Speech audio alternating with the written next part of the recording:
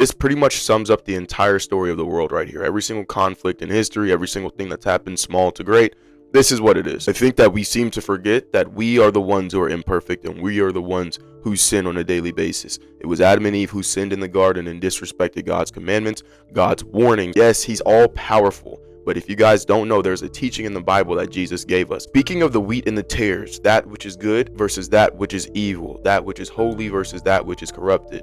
Jesus says in Matthew 13:30, "Let both grow together until the harvest.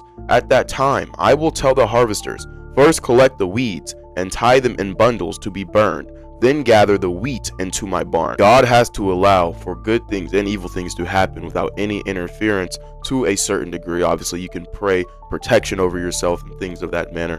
But in the same way that in heaven, Lucifer began to become corrupted and he wanted to rebel and revolt against God, God could have easily just snuffed that out or done any other thing. But because God does not want to strip free will from those who he wants to love them and wants us to choose him, he will let people make their own choices and let them make their own decisions. If God did not do things this way, then we would just cry and say that he's a dictator and he doesn't let us do what we want. That's just the plain facts. That's why when Adam sinned, he said, "Adam, where are you?"